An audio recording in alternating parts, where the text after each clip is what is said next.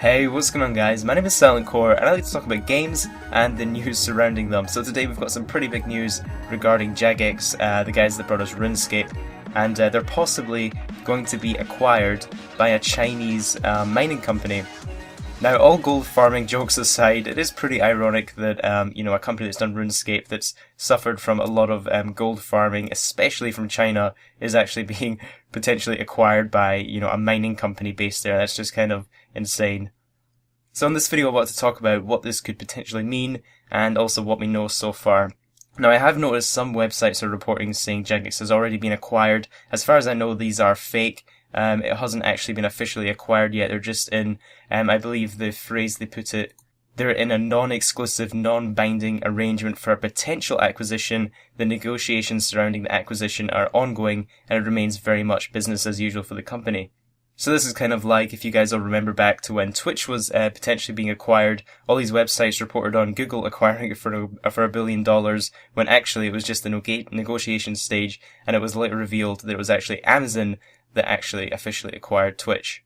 So I'm going to talk a little bit more about the company that's trying to acquire them in a second, but first of all, let's talk about some of the Jagex statements so far, so what we actually know so far. So first of all is this forum post from Mod Balance, who is I believe he's the head of RuneScape community now. In fact, the head of all communities on for Jagex, according to his Twitter. So that's all sort of Jagex games. He's the head of the community for them all. So he's put out this public statement, and he said that Jagex shareholders are getting a lot of interest to be acquired.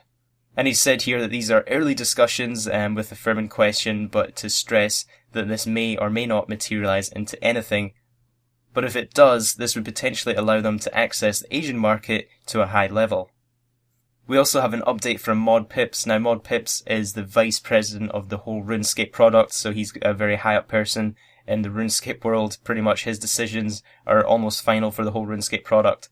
So Mod Pips has put together a short kind of frequently asked questions with a few of the main questions regarding to what this might change, and it's quite brief. He sort of said, continued to state that the decisions for RuneScape will be from the community. They don't want it to really change, that they don't want the acquisition to really change how they're developing the games. They've also said that it won't affect the current levels of microtransactions in the games.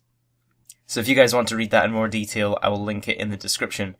So let's talk a little bit about the company in question. So if you guys Googled the company name, there's quite a few articles come up that say that it's actually in debt. And this article, for example, is just one of them. It says they're on a debt-fueled shopping spree, which is really weird, that they've actually chosen like a UK games developer to kind of invest into. So if it is true and they are in debt, are they looking at this as kind of like a short-term way to get themselves out of debt, or is it more of a long-term investment? It's kind of hard to say at this stage. And there's really just a lot of unknowns in what this will actually do, but I assume that Jagex will not sell to a company that wants to change their kind of that would want to change their product in a way that they wouldn't want to. In a similar way that, going back to the Twitch acquisition, I feel that they went with Amazon because that kind of fit in with more of where they wanted their product to go, rather than maybe what Google had in plans for what they want to do with Twitch. So I have a feeling Jagex will go the same way. They won't sell to somebody that's going to completely tear up and change. They're going to cover the game in microtransactions and, force a lot of the players away, because that's not going to do anybody any favors. But yeah, I thought I'd make this video and talk about this recent news. Let me know what you guys think down in the comments. What do you think this will mean for the future of RuneScape? And I also just wanted to add at the end of this video, I still get a ton of people asking me if I still play RuneScape, and the answer is yes, I still play. At the bare minimum, I do my sort of dailies every single day, so I am playing daily. I'm just not uploading videos of it daily because I've just been busy with so much other stuff.